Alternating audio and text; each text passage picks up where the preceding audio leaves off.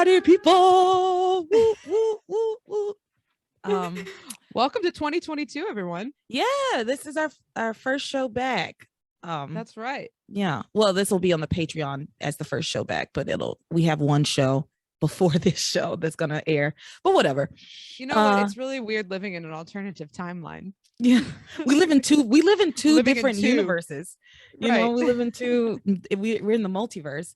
But yeah, welcome to 2022, January 2022. It's the beginning of the year, and I'm Latara, and I'm Laura, and this is you are listening to Passions Podcast. We're doing this remotely and away from each other, so maybe that lined up. It did not.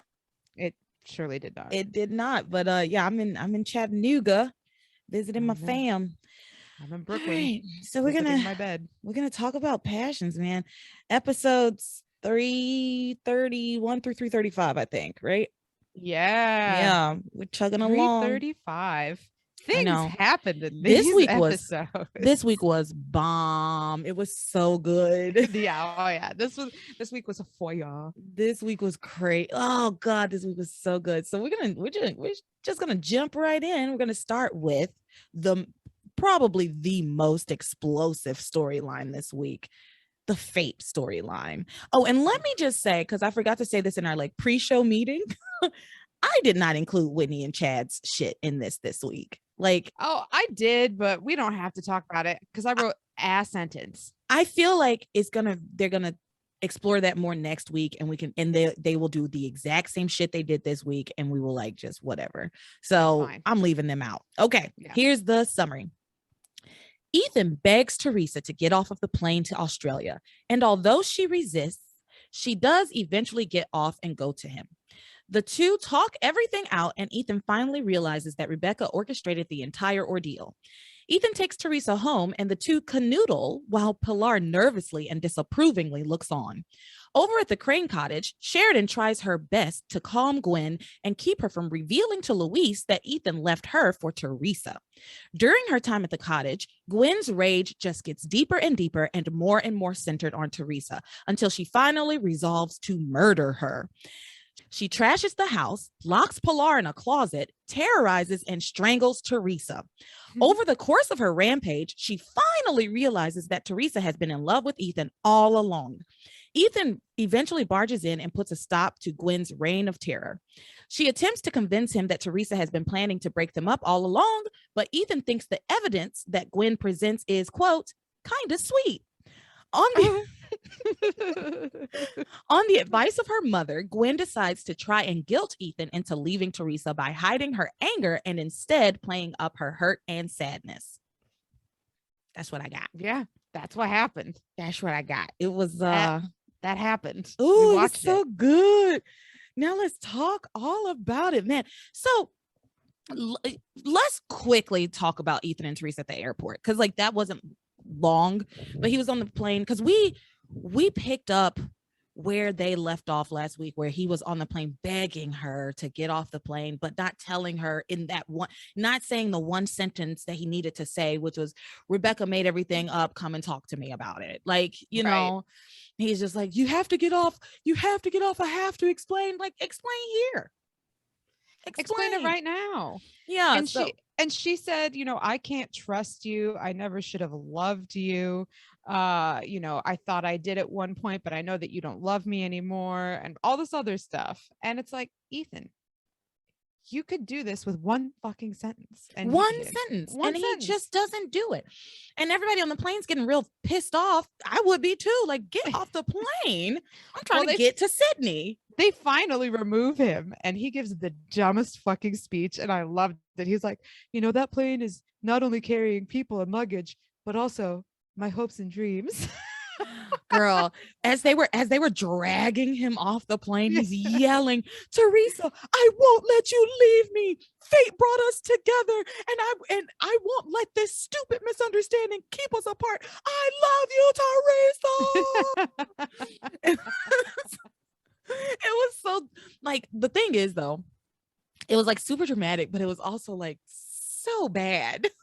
I didn't feel any feelings. And also super dramatic these people have kissed like twice. Yeah. You know, like he just realized he had feelings for her at all. Yeah, so this reaction seemed very large. To me it's like, okay, I guess that's my out. She's gonna go to Australia. She won't get off the plane with me. Let me go marry Gwen. It's the easier solution anyway. Like, but he loves Teresa. He loves her. He loves Teresa. He loves Teresa. He's like, I already blew up my life, I guess. Yeah. Well, this display worked because Ethan doesn't know. Yeah. This has moved Teresa. This irritated the shit out of me. Okay. It was, you know what it was? It was like the charity on the bus all over again. Because Teresa's sitting on the plane yelling for Ethan. Get off. Yeah. Get off the plane. I actually thought about that. I was like, well, Tara's gonna hate this. This is very reminiscent of Charity on the bus. Yeah. That's exactly what it was. Because she even like looks out the window and is like banging on the window. Get off the plane. He just begged you to get off the plane. It is an option. Yeah. It's worse than Charity on the bus, because Ethan was on the train, or whatever this fucking thing is, trains, planes, and automobiles. Ethan was on the plane telling her, let's get off. Here's the exit right back here. Let's go, and then she acts like she doesn't know how to get off an airplane. Yeah, well, Charity also had people in front of her on the bus. Like she actually had an impediment. Teresa had a clear ass aisle. Yeah, I will say that woman, I don't know, that woman was a little too obsessed and a little too invested in this, because she was like, don't do it, honey. You know what he did to you. Like, girl, chill, like, relax. All of these little day players get way too into these characters' lives. Yeah. Like that fucking cop, this lady on the airplane, like the nurse. There's always someone who's like, well, why do you care this much? Yeah. Get a life, lady. So Teresa does get off the plane. She because when Ethan makes that little stupid speech that you were talking about, he says, what does he say? He's like, oh, she's gone forever. If she only knew how much I love her. And then Teresa just appears from behind him. I was like, did they not come from the same direction? That, you know what, it doesn't matter. Well, I think they did, but his back was to the gate because he was talking to the ticket agent, like at the other gate or whatever. Okay, so he just moved away. So he just basically walked out of the gate and kept walking till he found an airline employee, and then word vomited at them, and then Teresa just came up behind him. Yeah, and she goes, I do know, I love you, Ethan. And they embrace and they make out, and I guess it was sweet. I was like, that's how I felt. I was like, I mean, I knew it was gonna happen. Yeah. And I'm glad that they got what they wanted in that moment, I guess. It just was really,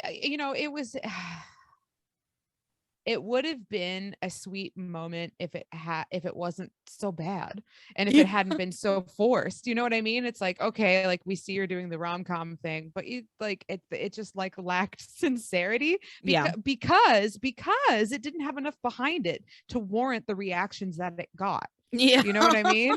Like, It was like, why is this such a large reaction when it's a super solvable problem? Especially from Ethan. Like, Teresa, she's been in love with him her whole life, right? So every time it's just like dramatic, and it's like the end is worlding. The world is ending. The world is ending, whatever. She's been in love with him for like whatever, 18 years or however old she is.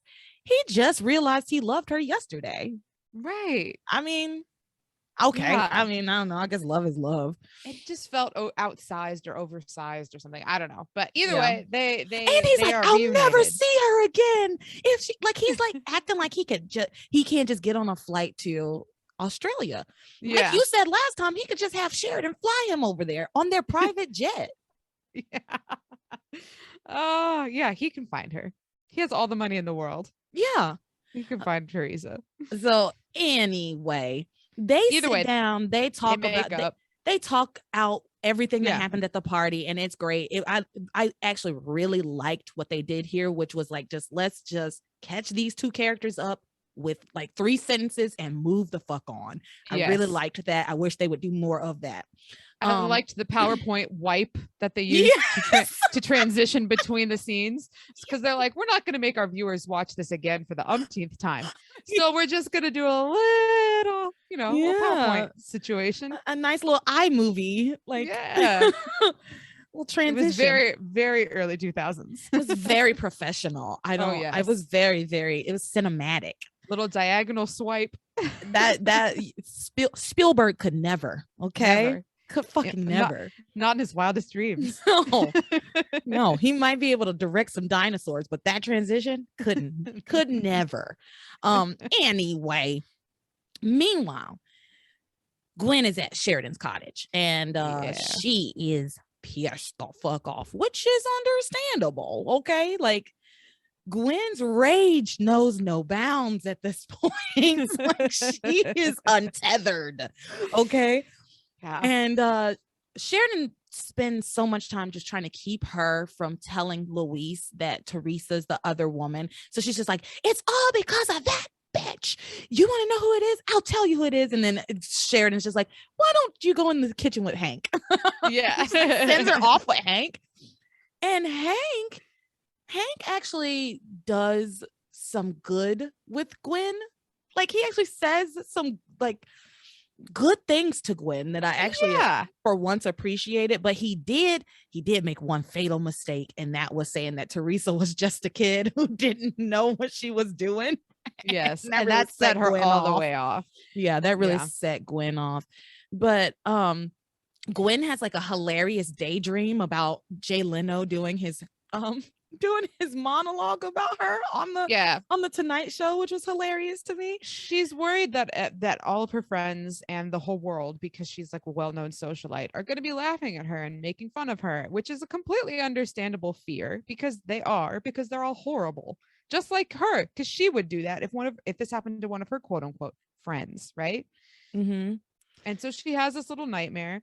And this is where Hank basically, he's shocked that it's Teresa, first of all. Mm-hmm. But then he says, you know what? It's better it happened now than later. Can you imagine if you had gone through with a marriage and then you have to sort through all of this shit? Like, this is actually a blessing. No, he didn't say it's a blessing in disguise. He's like, but this kind of saved you from more heartache down the road. Yeah, maybe it's for the best. She says, now I understand how people can get off for murder, for committing a crime of passion. And she's like, now I get it. And then he's like, wait a minute, you're not gonna try and murder her, are you? She calls Teresa a two-faced half-breed at one point.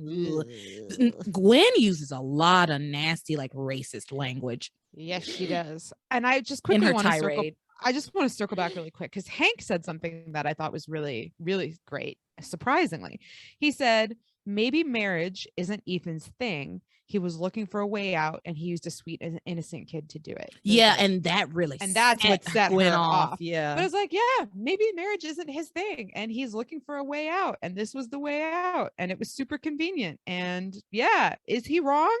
I don't know, because that's what it kind of seems like. Because Ethan keeps saying, like, I just need some time to decide which woman I want to marry. Yeah, that started to come out a lot in these episodes, and I'm sure we'll talk about it more in depth. But yeah, Ethan is he's reclaiming his time.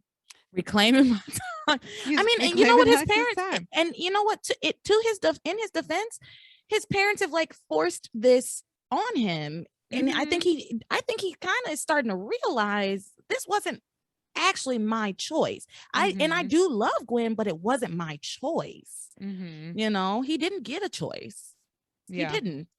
And he's such a dope. He didn't realize it until now. Yeah, but Hank did. Hank figured it out. Everybody figured it out. Everybody knew. Everybody's been saying it since like episode 2. You know, they're like, this marriage has been planned since their birth. Yeah. Oh, Ethan. But Gwen somehow didn't see this coming. And yeah, Hank calling Teresa an innocent kid really sets her all the way off. And then he offers to take her out for a drink. Yeah. And you know what? I gave Hank a pass on this. And here's why. Because at first I was like, is he like hitting on her? Yeah, it kind of felt like that. But I gave him a pass on this because I honestly think that when she said that she could murder Teresa, he was like, he felt that there was something to that. Because he says to her, don't say that, because then I got to tell Luis and you're not going to get anywhere near her. He's like, don't say that. And I think he really genuinely was like, this, I want to keep eyes on her for right now. I think that's what I'm trying to give him the benefit of the doubt. I don't know why. I don't even like Hank. Yeah, I didn't read it that way, but it's good to have a different point of view, because I was like, is Hank hitting on Gwen? Yeah, like, is actually he taking advantage of this moment to try and hitch his wagon to another wealthy blonde, rich socialite. Like, yeah. I mean, that is a distinct possibility, because taking advantage of her like vulnerability in this moment. Yeah, because what's going on in the house between Sheridan and Luis is making it very clear to Hank that it's not going to happen with him and Sheridan, you know? So now he's like, well, let me just move on to the next one. That's what it felt like to me. Yeah, and that's probably what it was. I just want it to be nicer. That's probably what it was. So she turns him down. He's like, well, at least let me take you home. And she's like, nope, I'll do it myself. I'm good. Thank you for all your help. I'm going to go home and get some rest. And then she turns around and is like, I'm going to go kill her right now. Like, that's what she says. I'm gonna go kill that bitch right now. Go kill her. I'm gonna take her life. And so she goes to the house. She sees through the window, she sees Ethan and Teresa making out inside, because Pilar looking on. Pilar's looking on, and Pilar's very like, this is not good. This is not good. This is bad. This be bad. So Gwen like talks to her mom. I think Rebecca calls her, and she tells her mom that Teresa is not in Australia. Teresa is at home and making out with my fiance right now. And she tells Rebecca, I'm gonna kill that bitch. Like, I'm really, because she was about to barge in on all three of them because she's an idiot. She was about to, Rebecca finally is like, because she tries to tell her, like, don't do it, Gwen, you know, come home, don't worry, we're gonna take care of this, I got your back, like, we will come up with a plot, a scheme, he will never be with her. And Gwen's not listening, and finally Rebecca's like, well, do what you gotta do, but don't let anybody see you, especially Ethan. Yeah. So she waits till Ethan leaves. Because Rebecca also tells her, like, you should just scare the hell out of her and tell her never to be with Ethan again, and that'll be fine. That's it. But yeah, and as long as Ethan, her. And as long as Ethan doesn't see it, then he has no reason not to take you back in the end. Yeah, just like warn Teresa. Well, Gwen does not take that advice. What happens is Pilar goes to bed, or goes to get in the shower, I guess. Whatever, doesn't matter. Ethan leaves, and as soon as she sees Ethan has left, she comes back, she knocks on the door. Gwen knocks on the door, and Teresa opens the door with glee because she thinks that Ethan's come back to kiss her some more. Teresa opens the door, says, can't get enough of me. And Gwen says, I've had enough of you. Oh, yeah, just threateningly bouncing that baseball bat in one hand. Oh boy. And so she pushes her way in and starts just like swinging away. Just immediately starts smashing shit. Like, I mean, she like Teresa ducks, or that her head would have exploded like a grapefruit. Yeah. So she is on a rampage in the Lopez Fitzgerald home, and Pilar does not hear. Teresa screams for Pilar, Mama! Nothing. That was maybe one of my favorite moments with Teresa. There's like a pause. Mama! Like the highest pitched, loudest scream. It was so. It was great. It was so good. It was great. It was hilarious. These two. Oh, and Gwen looks so good. Oh, Gwen looks so good, and Teresa looks a mess, man, because she's in like airport clothes. Who looks good going to the airport, you know? I actually really, really enjoyed all of this, except I wish we had more levels with Gwen other than unbridled rage. Yeah. You know, like there's other versions of angry and upset that I think could have been played and given it more dimension personally. But I wonder if maybe the direction was like she's in red and she's seeing red and that's it. But I was like, you know, because there was so much there. I was like, man, she had so many insane monologues. Gwen. Yeah. Constant. Like, I mean, just constantly monologuing, and it was, I mean, they were bonkers. I couldn't even write them all down because I couldn't tear my eyes away from the television. Same. I wrote like she's just in here terrorizing Teresa and chasing her around wildly. That's like, and see, she's swinging that bat and she does rant about all the times that she pushed the two of them together. And I was like, yeah, I mean, that was part of that was you. Yeah. And she's just screaming and yelling. Again, this goes on for a long time, and Pilar just doesn't hear it. Maybe she's got the shower radio on. I don't know what to say. I don't know. Eventually, Gwen actually basically chases Teresa into her bedroom and then finds her little Ethan shrine. And that, I thought we were at 10. I guess we go to 11. I don't know. Yeah. She's like, she sees the pictures and she's like, this picture was taken of him when he was in college. Like, yeah. And she's like, so that means you've been in love with him forever. You've been playing me this whole time. That wedding book wasn't for me. That was for you. Like, she screams about the wedding. She figures everything out. Yeah. Teresa does remind her that she was like, you wouldn't take no for an answer. Also, Teresa got like no lines in this. She got like 2 or 3 lines in, but most of it was just like, she's just like terrified, you know? And it's just Gwen ranting, raging, and swinging that bat. And so then she sees all the shit in the picture of Teresa in her wedding dress, which she presumed Teresa drew that wedding dress for her. But no, it was like Teresa's wedding dress from the beginning, you know? Yeah. But she's like, the dark hair gives it away. You drew yourself in my wedding dress. And then she just drops the bat, strangles Teresa. Starts strangling her. Bare hands. Well, Pilar finally shows up. Pilar finally hears all this commotion and comes in and tries to rescue her daughter. And then I was a little confused. Gwen locks Pilar in Teresa's closet. Manages to do that. I thought she had just pushed her out of the room and locked the door, but she was in the closet the whole time. And that sets Teresa off in a new way, because then she's like, no one touches my mama. And so then the fight starts kind of being, instead of Teresa defending herself, like they're both kind of going at each other. Well, and Teresa at first was just avoiding Gwen. She was trying to get away from Gwen. She's like, you don't want to do this, Gwen. Like, you really don't want to do this. And she apologizes to Gwen like a bunch of times, which only makes Gwen angrier, which again, it would only make me angrier too. Like, to be honest.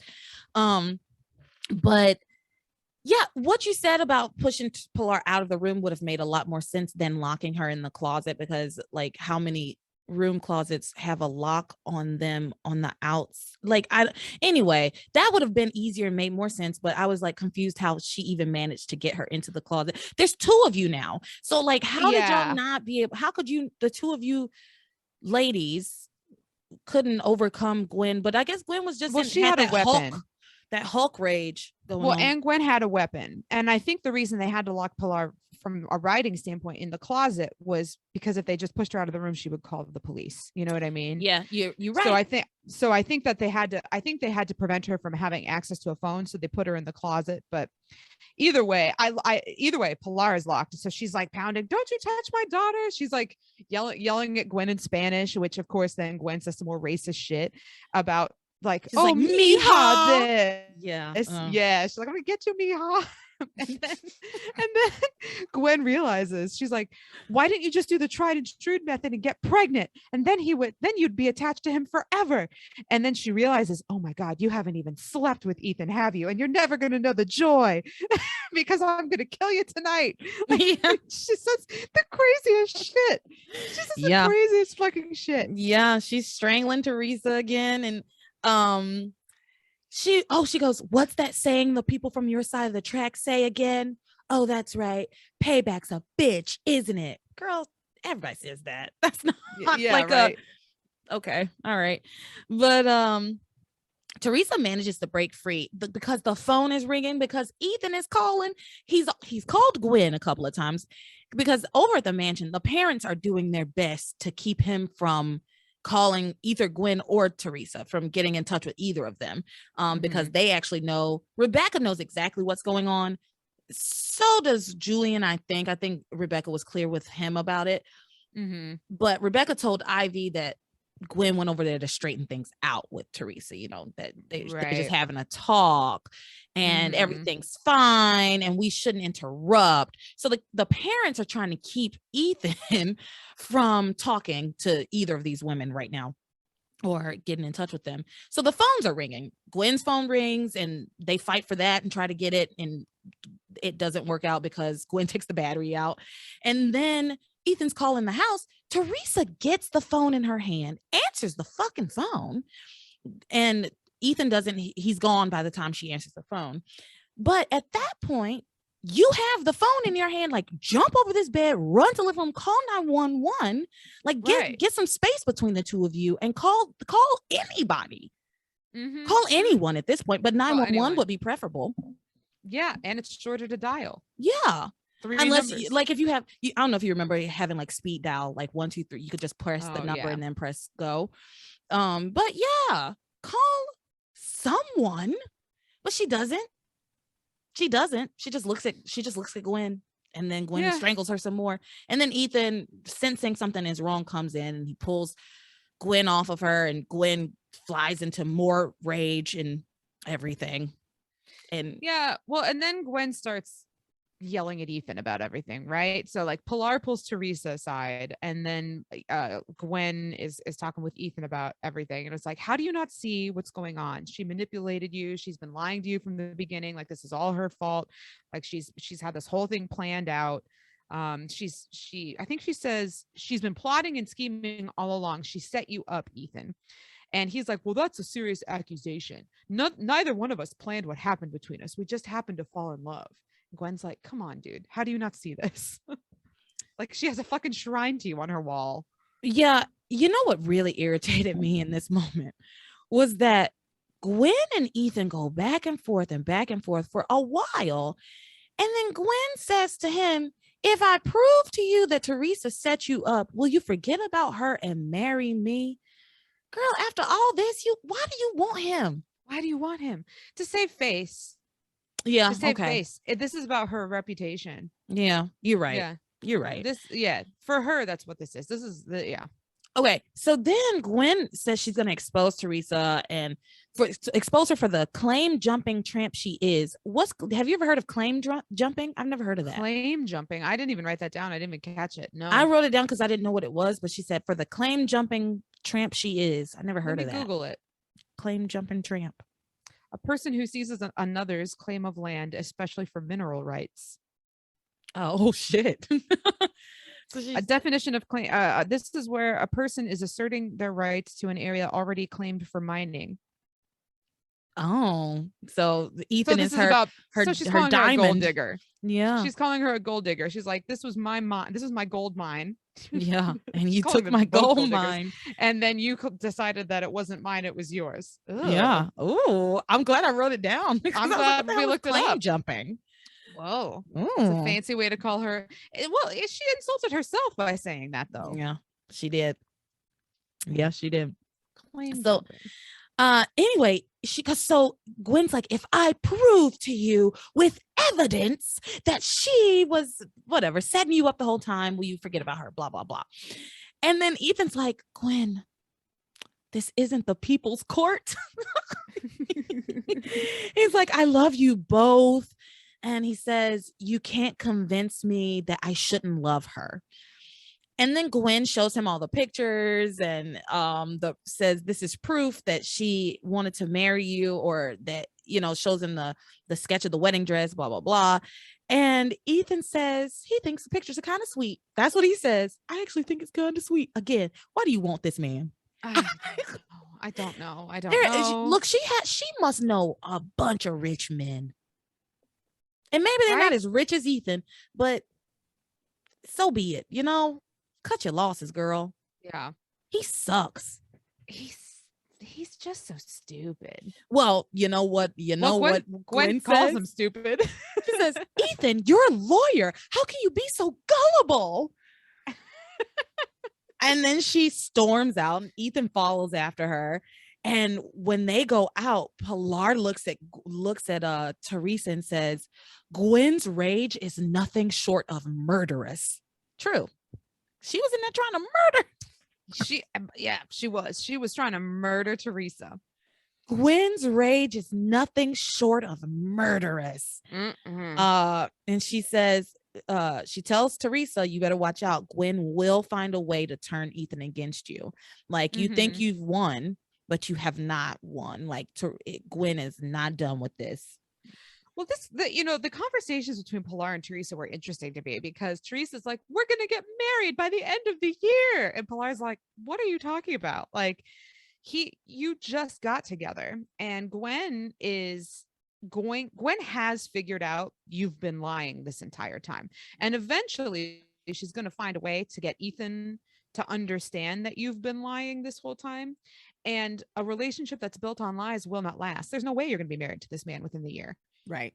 Like, Gwen will ensure that does not happen. And it's interesting because Teresa did manipulate the situation. She did love Gwen. She loved Ethan. She put on a disguise, went to work at the mansion so she could be around him and convince him that she was wonderful. And it worked, like, she's not wrong.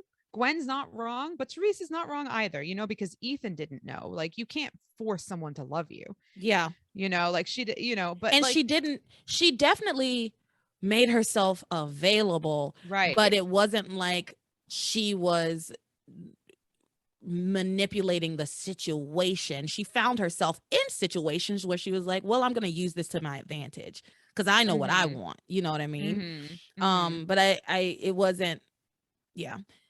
But she's always said fate was on her side. I mean, and that's what happened. That's what we saw happening over and over and over again. She made herself available. She put out what she wanted into the universe, and the universe handed it to her every time.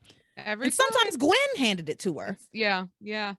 So it's just interesting to me because I don't know, like, they're both wrong and they're both right at the same time. Yep, they're both wrong and they're both right at the same time, and they both are too good for Ethan. Both are too good for Ethan, but I can see a situation where now it's going to come out that Teresa manipulated Ethan and he's going to be butthurt about it, and he's, you know what I mean? Like, it's like, okay, all right, here we go. I can kind of see where this is going, and it's already annoying. It is very annoying. But there's also, we got to remember, there's also the layer of Ethan's paternity now, right? That only Teresa and Pilar know about, right? And Ivy. And Ivy. But there's that layer now. It's that definitely will become a big part of this storyline between the three of them. Yeah. The paternity. And it's funny, Ethan said something earlier with Teresa when they were at the airport reconnecting, where he's like, you must have been so hurt by what you thought I said that you would have done anything to make me feel that same pain. And she's thinking back to, like, finding out the paternity, finding the documents about Sam, and because this is what I wanted to say. We see this flashback where Teresa's remembering finding these documents and uploading them to her laptop. But then when she gets off the plane, she doesn't have any bags with her. So does she have her laptop, or did she leave it on the plane? I imagine, I don't know. Because that woman, Lynn, who was like, fuck him, he's the worst, stay on this plane, go to Australia, you should release those documents, you should tell everyone about it. Like, does she now have possession of the laptop? Right. Oh, okay, Laura. I don't know. You do know. I don't know. I remember how Ethan's paternity comes up and how people start to find it out. It gets peppered around different people. But I honestly, and then there is an issue with the press that comes up, but I don't remember how it actually got to the press. So I honestly, I don't know. I don't think that the Writers of Passions did that though. I don't think that it was like, I think that's just, we didn't see her baggage. Yeah. I think, I don't know though. They would probably keep it a little closer to the starring cast, I would assume. Yeah. One of them is going to do it. But either way, yeah. So Teresa, Ethan, and Gwen. Yeah. So to finish this out, Ethan comes outside, tells Gwen that he loves her and Teresa, and that the reason that he couldn't marry her was because it wouldn't be fair to her to marry her when he loves another woman too, but he just needs some time. I just need a little bit of time. And she's like, well, you could have had time on our honeymoon. Oh, Gwen. You could have figured it out on our honeymoon, because once we were alone, I would have made you feel so good that you would forget all about her. And you've never even had sex with her. There's no way she can make you feel as good as I can. I was like, I don't know, girl. I don't know. Meanwhile, Teresa is with Pilar looking on and saying how nice it is that he still cares about Gwen like that. Yeah, I know. What the hell? I know. But you know what? Teresa's saying like, wow. I mean, I'm with Teresa though. Like, not that I would ever want a man like this. And if I was in this situation, right, I would be like, however, putting myself in Teresa's shoes is like, he should care about Gwen and her feelings, you know, I don't know. Nobody should want to be with him. Nobody should. No one. He should die. They should castrate him, and he should go to a monastery and be a eunuch. And they should make him read, and they should make him hand write a Bible or some shit. I can't stand him. I really can't stand him. Well, you heard it here, folks. Anyway, Gwen calls Rebecca whoever calls whoever. Rebecca and Gwen talk on the phone at one point, and Rebecca tells Gwen, listen, you're not going to get him back raging around and shit. Like, lose the anger, and she tells her to play up the wounded bird act, and says, turn on the tears, make him feel bad about how he's treated you, and make him bring you back to the Crane Mansion. We'll handle it from there. And Gwen turns on the waterworks. Here's the thing though, Gwen should be distraught. Like, she should be sad. She should be hurt and upset, and like, I don't like the fact that it has been written that these are like fake emotions for her. That should be part of it, in my opinion. If she's saying she loves him, but if they're writing that these are fake emotions, then maybe she doesn't love him.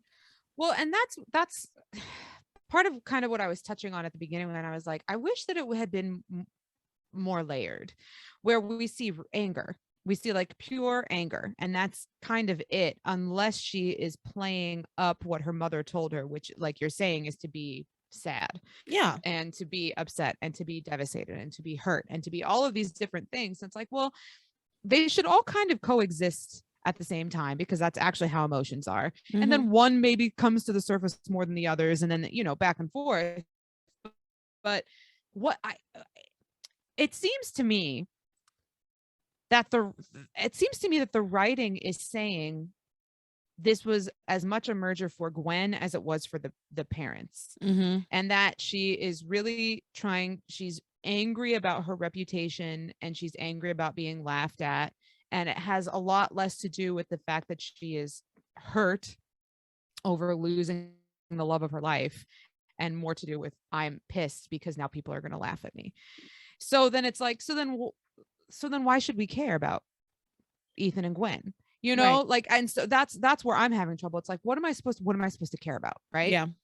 Yeah, I agree. But again, the writing, in my opinion, skews pro Teresa. Yeah. Oh, I think it does. But it's just interesting that in order to have a successful love triangle, like, you kind of have to care about all three, all three there has to be love. There has to be actual love. And right now I'm only rooting for Teresa. Yeah, same. So whatever. So that's basically where we leave that. At the mansion, the parents have been kind of talking, and the one thing I do want to say is that Ivy makes it clear to Julian and Rebecca that she refuses to manipulate Ethan into making a decision. She says she believes, she says some awful things. She says that Ethan's gonna, she actually says this to Ethan, saying like, do you truly believe that you will be happier with Teresa than you will be with Gwen? Think about it, because you will end up in a life where you are sentenced to a life sentence with someone who's so far beneath you. Yeah. Yeah. But she, to her credit, she says to Julian and Rebecca, look, I don't want this, but if that's what it's going to be and that's what he chooses, so be it. I'm not going to manipulate my son into making a decision that the decision that I want him to make. So we have that going on between the three of them. Yeah, we see a stronger alliance growing between Rebecca and Julian, and we see Ivy putting even more distance between them and her. Yep. All right, so let's move on. Yeah. That was a long one. That was a lot, but a lot happened. And honestly, it was the vast majority of what happened this week. Yeah. Yeah. Okay, because a lot of times it's long and it's like nothing even happened, but there was a lot that happened. All right, ready for Shawise? This is actually short, so here we go. Yeah, let's do Shawise. After some back and forth, Luis and Sheridan finally decide to wipe the slate clean and forget that Luis ever said anything about using Sheridan. Things quickly get steamy from there, but Luis begins to pull back as he struggles with his ethics as Sheridan's bodyguard and as a police officer. But his dick swiftly overrides his ethics. Elsewhere, Roger has sent Pierre to Harmony to blackmail Hank into killing Sheridan. It's a lot of names. Hank finally relents and agrees to murder Sheridan. At least I think. At least I think. I think so too. Yeah, I think that's what's going on. Yeah. Why don't we start with Hank?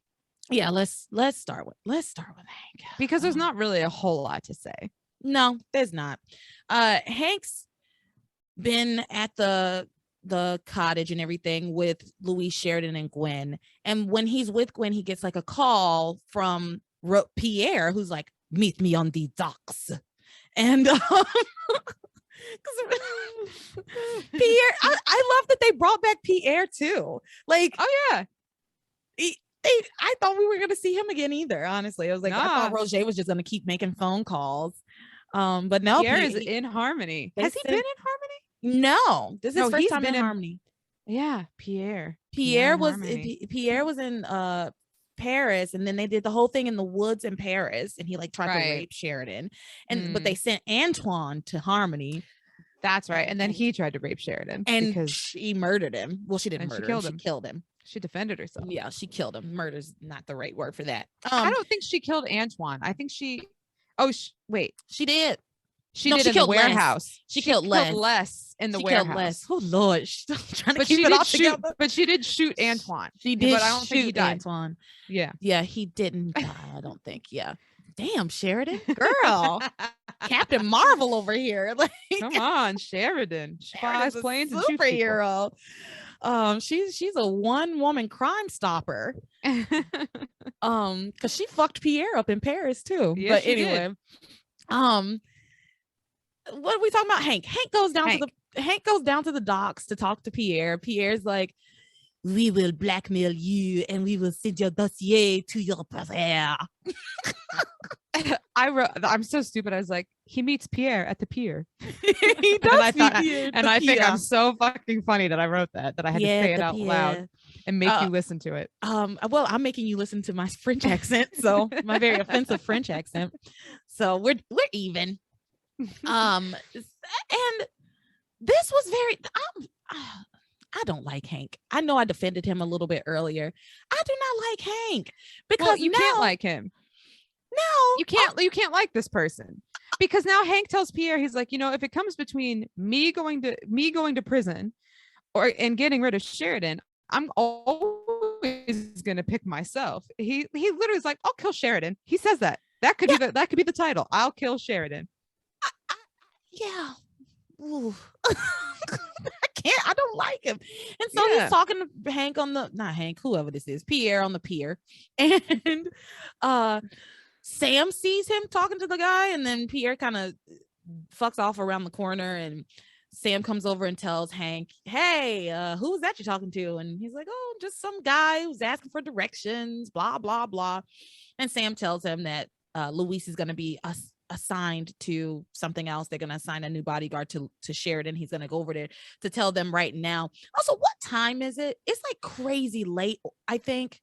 What time is it? And also, what did Hank do that he's being blackmailed with, that's going to send him to prison when his brother's the chief of police, that makes it worth killing Sheridan to get out of this trouble? Like, what's in his dossier? Nothing. He is. What did he do? Selfish. He just doesn't want to go to jail. He doesn't want to go to jail for 5 months or 5 years or 50 years. He doesn't. It doesn't matter what he did. He's not going to jail. He's not losing his reputation with his brother. Like, he just doesn't want to. He's just gonna save himself no matter what the consequence is. I think because he sucks, man. But maybe he did. Maybe he did do something really horrible.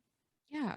I don't know. But personally, I still think he's the jewel thief. Remember the jewel thief in Castleton? Yeah, the jewel thief. I still think that's him.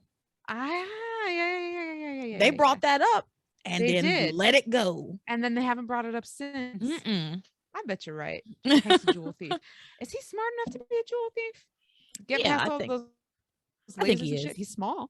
He's little. He's compact. And I think, they were like breaking into rich people's houses. It wasn't like he was breaking into the heist. Yeah. Yeah. It's like, yeah. So yeah, it wasn't Ocean's 11. Yeah, no, it was just Hank won. Hank won. That's stupid. Anyway, whatever. So they go back to the cottage to tell. Well, I don't know where Hank goes because only Sam goes back to the cottage. Yeah, I don't know. Sam goes to the cottage. So let's talk about what's going on at the cottage. Sheridan and Luis, over the course of this night, have both at one point heard the other one expressing the full breadth of their feelings to someone about the other one, right? So Sheridan shares with I think Ethan on the phone that she really loves Luis, but like she's having this battle between her head and her heart, and like she knows that things could really, like she thinks that he's the one, but she doesn't know what to do, whatever. And Sheridan hears Luis tell Hank, yeah, Sam.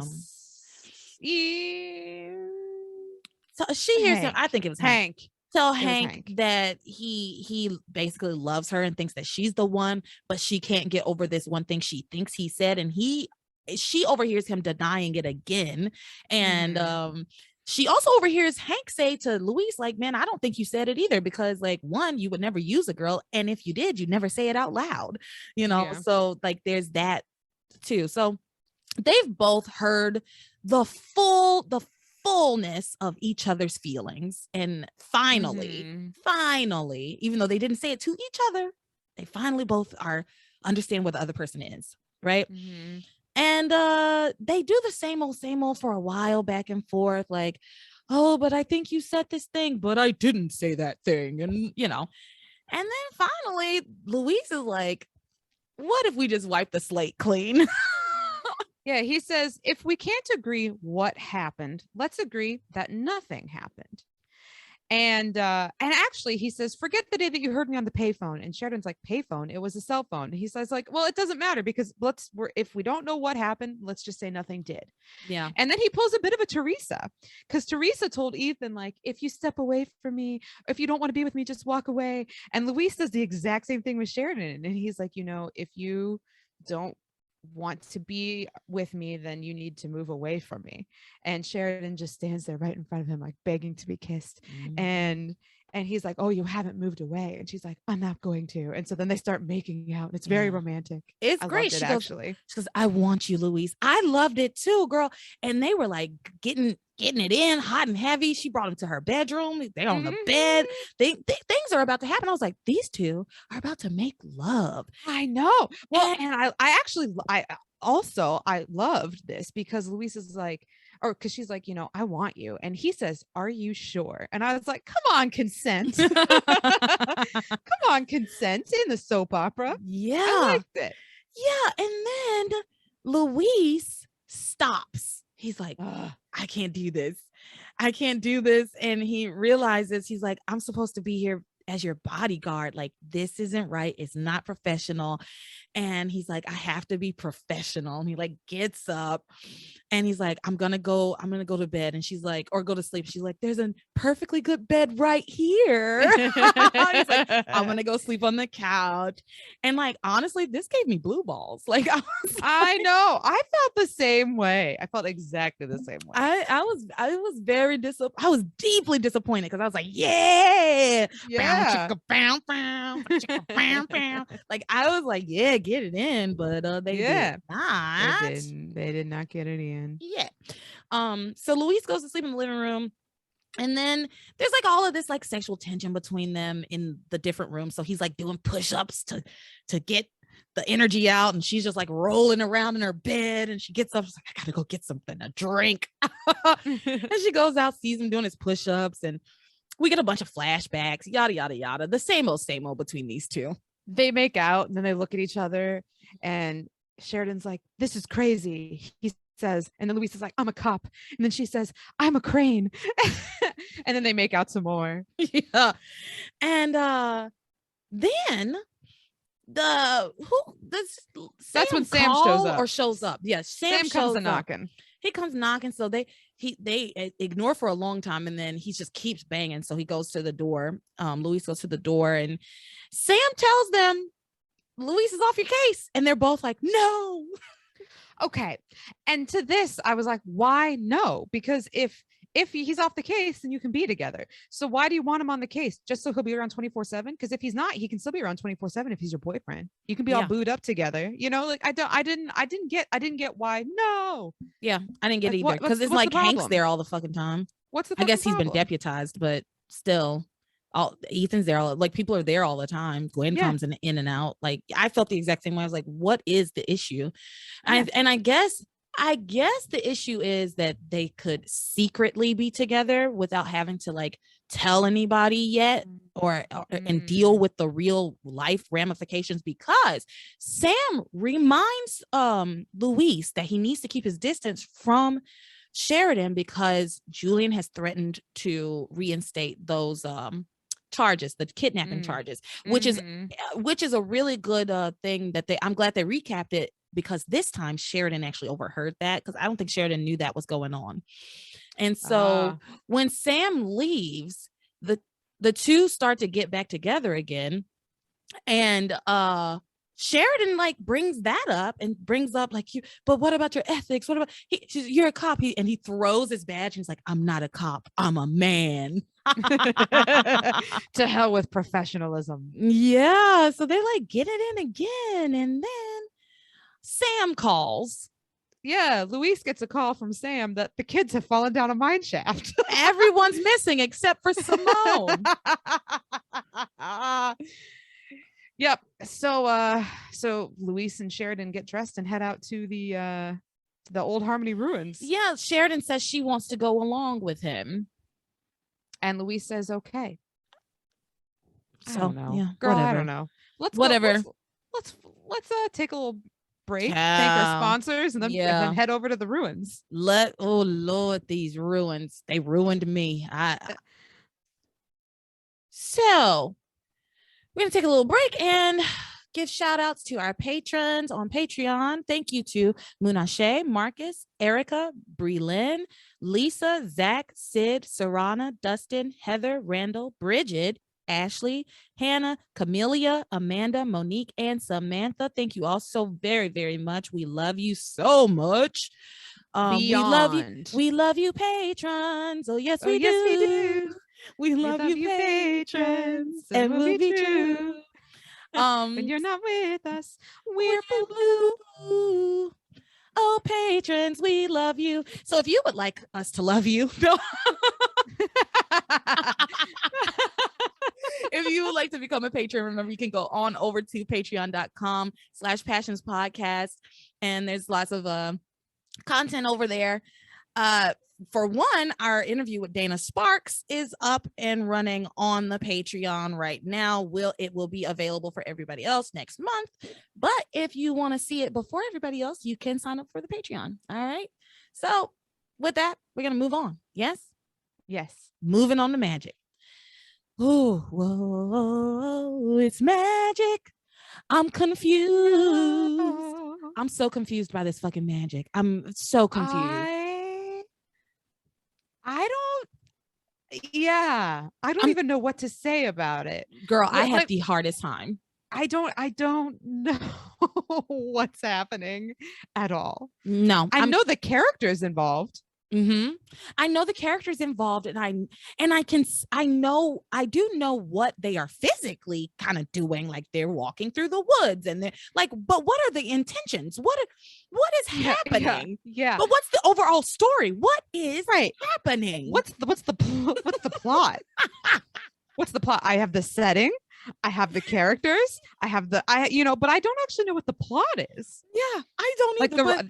I think we have rising action. I don't know. But let me be sure what's going on. Let me be honest. Yeah. When I was writing my summary this morning, literally what I wrote it first was like, I don't know what the fuck is going on. That's like literally what I wrote.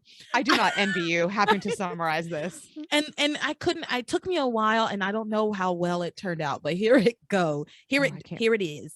Here it go. Kay, Charity, and Miguel are trapped in the abandoned mine shaft, and the girls take turns yelling for help. Tabitha uses a boulder to cause a cave-in to finish the kids off, and then Tabitha and Timmy celebrate with martinis as Tabitha seems to be getting her powers back. Down in the mine shaft, the evil pendant calls out to a wounded Charity, and she manages to put it on, much to the dismay of the little angel girl. Evil Charity then shoots lasers at the angel, who says, "I'll pray for you," and quickly fucks off. Charity immediately starts hurling boulders out of the mine shaft in an attempt to kill Timmy and Tabitha. Meanwhile, Kay comes to during this whole scene and is understandably terrified and confused. She tries to quietly pull Miguel away from danger and accidentally knocks open the box. A massive golden light bursts forth, and then things just get very weird and confusing from there. The angel Saint Michael appears and plans to destroy all evil, but I guess he's defeated when Timmy simply closes the box.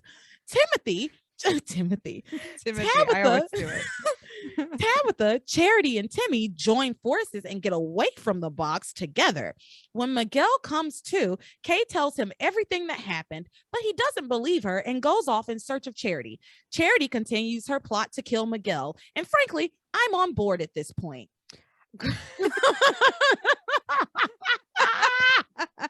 Like, I'm sorry, I know it's a mess. Like, I know it's a mess, but all I could do was just like write down exactly what the action was.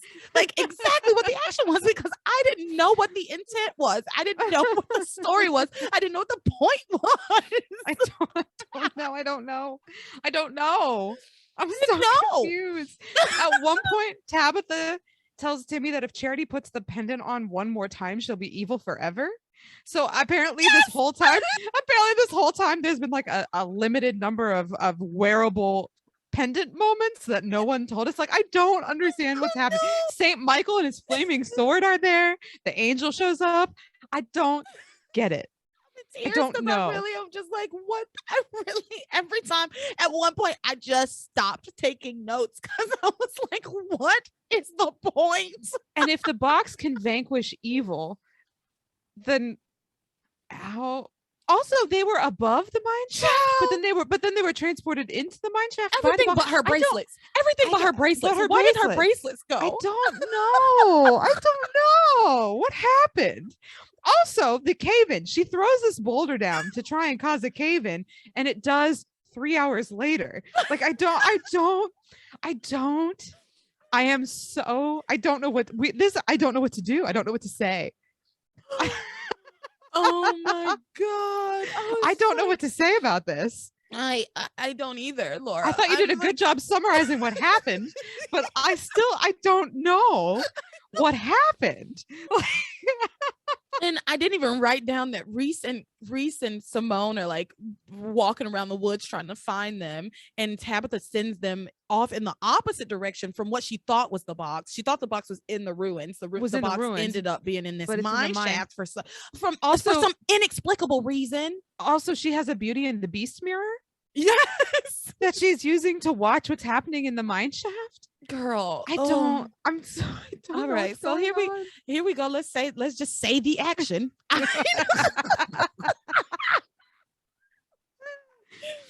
say the action. Okay, all right, here we go. Okay, good luck, everyone. Kay is screaming for help, and Charity doesn't remember how they got there because she never remembers. Like she's like, I guess all of this happened because I was sleepwalking again. Like, put on that pendant, girl. I can't stand you like this. I can't. Okay, go turn evil again. Even though evil Charity's annoying as shit too. I can't. She's just annoying. Yeah, I think I like evil Charity better though.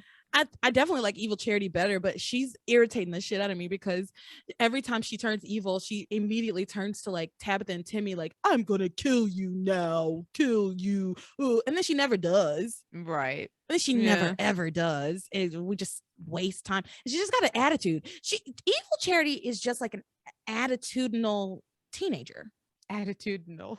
You never heard that before? My mom used to call us attitudinal all the time. Attitudinal. Attitudinal. You got an attitude. You're attitudinal. Like a tumnal. Yeah. So they're screaming for help. Charity's like helpless, like, I don't know how I got down here. What happened to Mick now? Yeah. And this time her tears aren't bringing him back to life. And then Charity's like, Tabitha must be leading a search to find us. Meanwhile, upstairs. Meanwhile, up top, Tabitha and Timothy. I keep fucking that up. Tabitha and Timmy are having martinis. Because Tabby's like, oh, my powers are coming back slowly but surely. So that's happening, I guess. Even though So I guess Miguel's life force is supposed to be leaking out, except he wakes up a few minutes later. Not only does he wake up, he's fine. All three of them took a nap. All three of them. And what are the odds? He fell down the shaft and took a nap. What are the odds that three of y'all fall down the shaft and every single one of you just stand up and walk away from it? It's fate. It's fate. It's fate, honey. It's that angel. Big man upstairs. That's what I was about to say. Let me not talk too much and get too engrossed in this, because like the box opens and that's like a whole thing. What is it? Anyway, what is the box? What is the box? I don't know. Why does Saint Michael live in the box? I don't know. Was he trapped? Was he trapped in the box? That has or was to be this what maybe it the is. sword? Maybe his sword was in the box because that's what he uses to vanquish evil. Because he fought the dragon with the sword, like in the biblical stories. Yeah, so maybe the sword was in there, and then it opened, and so he was able to get it. Yeah, but then the thing. Them?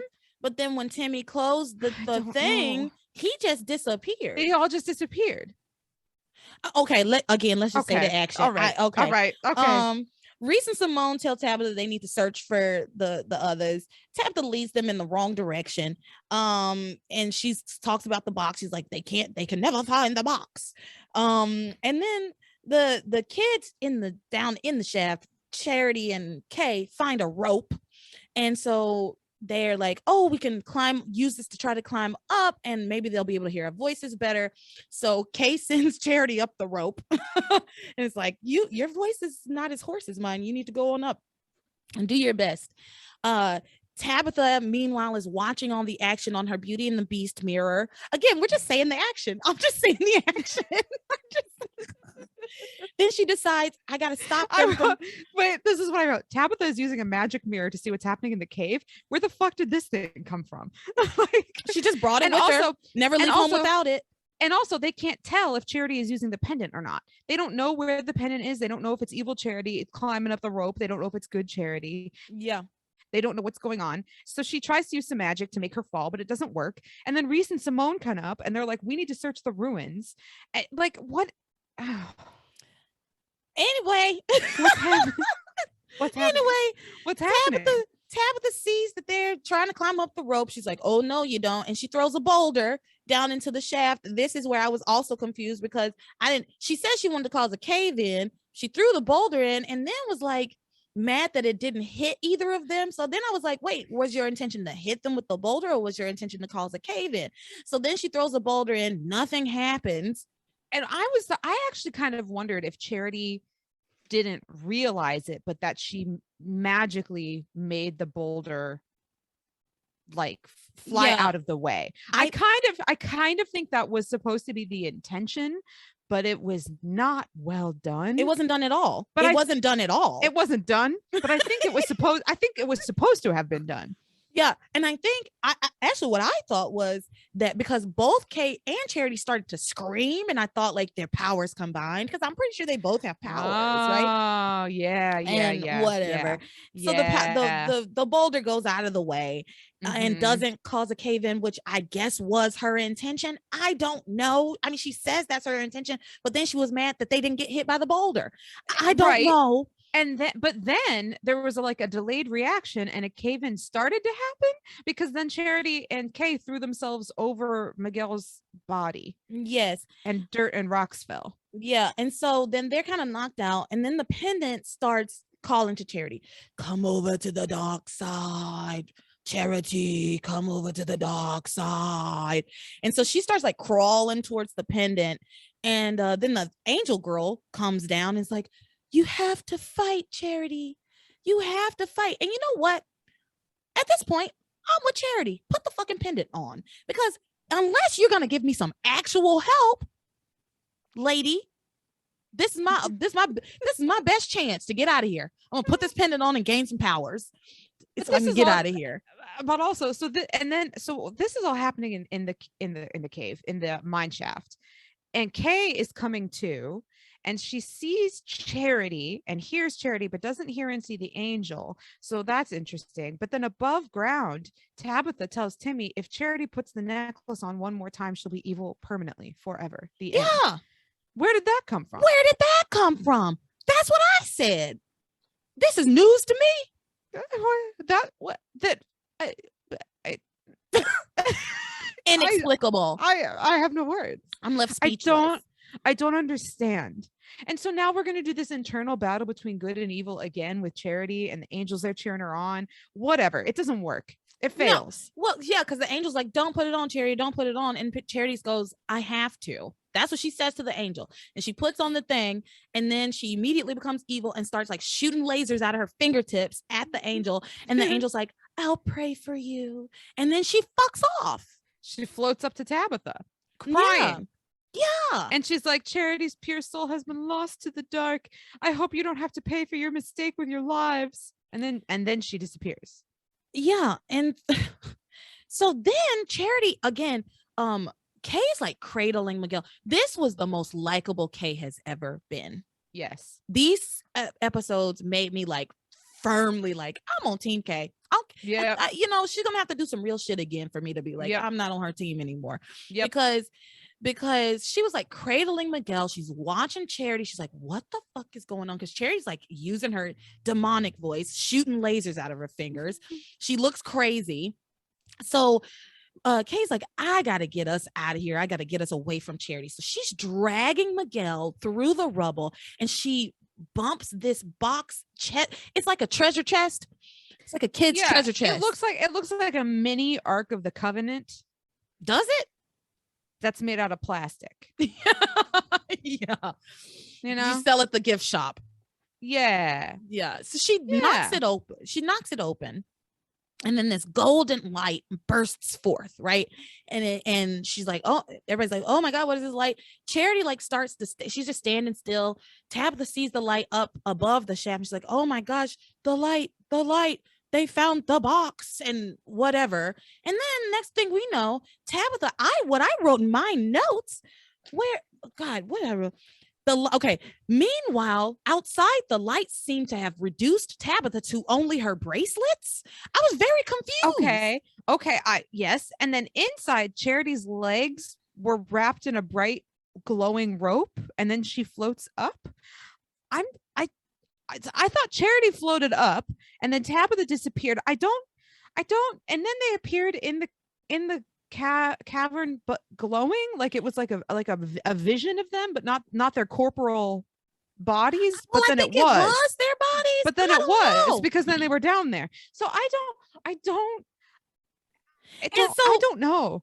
So then I was like, oh wait, Tabitha and Timmy have been transported by the light into the shaft, and the light is saying like hatred, evil, destruction, something like it was like hatred, evil, destruction. I couldn't tell what it was saying, but also they couldn't tear their eyes away. Like they couldn't, the three evil people, Tabitha, Timmy, and Charity, couldn't tear their eyes away from the light. Like they were pinned, frozen by the blinded by the light. I don't know. I don't know what happened.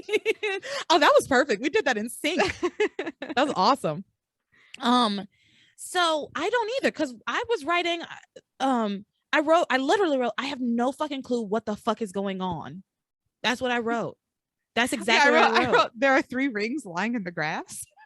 It was her bracelet. It was her bracelets. It was her bracelet. And I was like, why wouldn't are her bracelets pure good? I don't understand. Yeah, are the bracelets the link of Tabitha to the world of good? I don't. Girl, or are her bracelets like her power? Her that's evil power. Is her power in her bracelets? The like in Lord of the Rings. Yeah, I don't. The 3 bracelets to rule them all, and in the 3 darkness bind them, and in the mine shaft bind them. I don't know. So anyway, then we see a new angel. And it's the angel Saint Michael.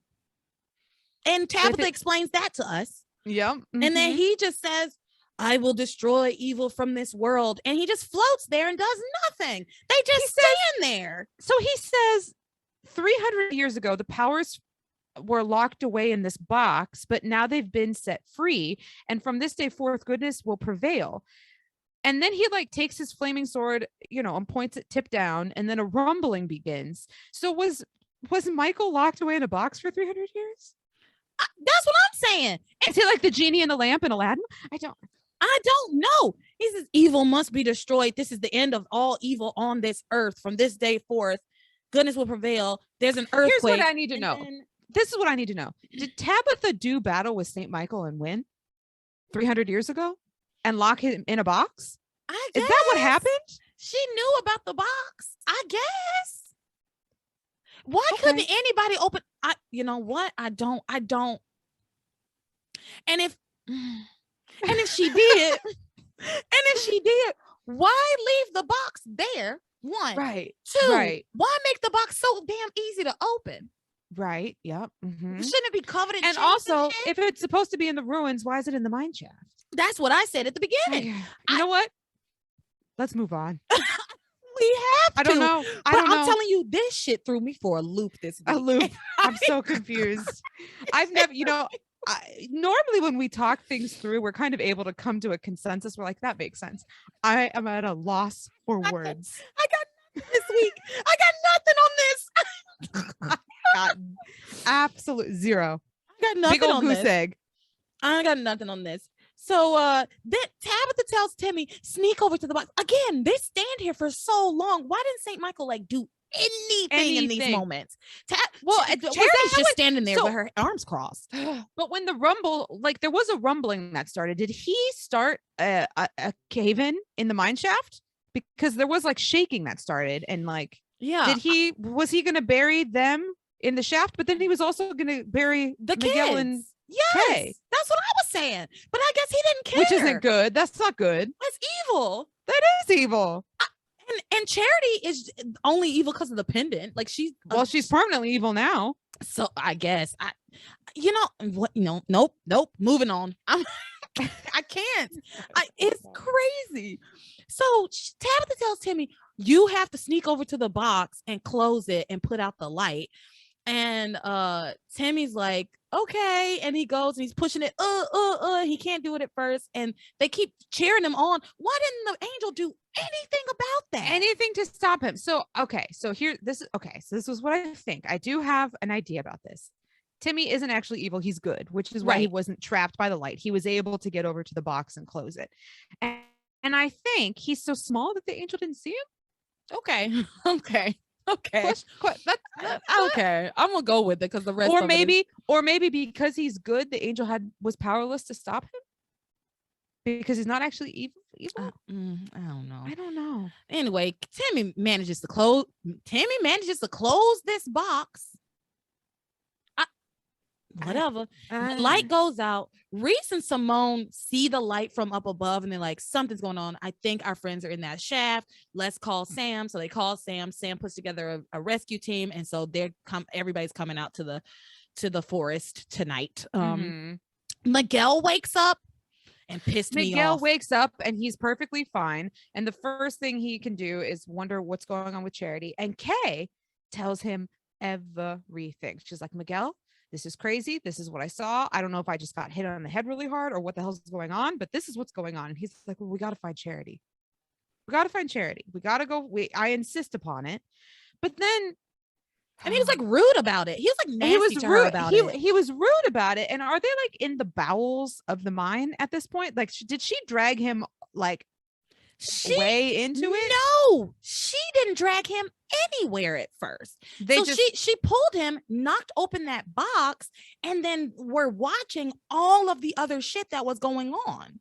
So that's why I was confused as to where are they? How are they so far away? Once the light closed, I guess Charity and Tabitha, this was my assumption about this because it was not explained. I was very confused. My assumption was they were like, we need to get away from the box. So Charity, Tabitha, and Timmy went down that other shaft while Kay was staying there with Miguel. While Kay stayed there with Miguel because Charity comes back and they're not there anymore. Right, and that's okay. All right. Okay. I don't know, girl. I don't know. I don't know. I was like, okay. So Miguel's real nasty and rude to Kay, even though she's been trying to keep him safe. All he can think about is stupid ass Charity.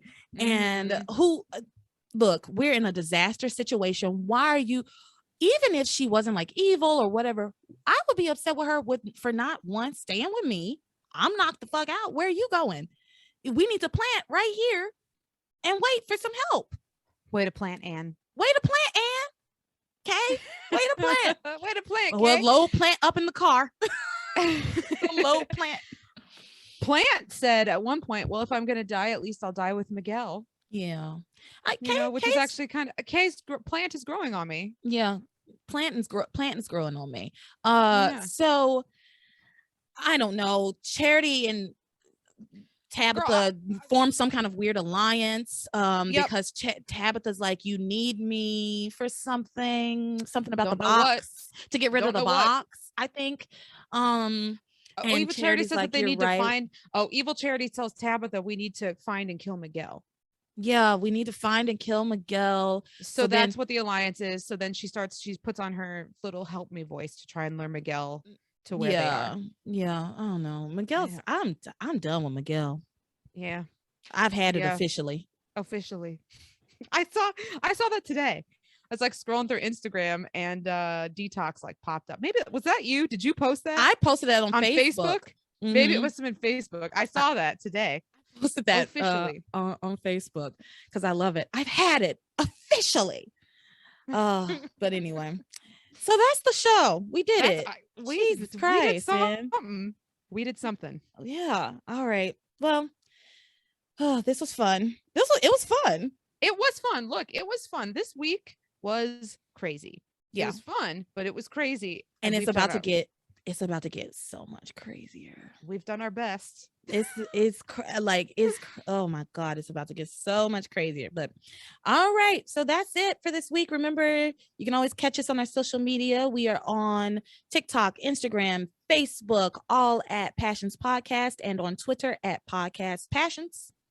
That's right. And you can check out our website, which is passionspodcast.com. We've got cool merch. Episodes are posted as well as podcast episodes. You can partake in the forum and you can get in touch with us there or at passionspodcast@gmail.com. If you know what's going on, let us know. Please help us out. Help a sister out, please. Seriously, please. So with that, we're gonna sign off because I've had it officially. We're not gonna do this in time, but we're gonna try. We're gonna try. We did it. We did Blinded by the Light together. Well, on my end, it wasn't together. So on my end, it was. Yeah, exactly. So what happens with this is like on one person's end, it will be synced, but on the other person's, it won't be. So that's what I'm wondering, if my recording will be synced since I heard it synced. I don't know. Okay. Let's try it. Here we go. All right. You are my passion for life. It was synced on my end. All right. It was a mess on mine.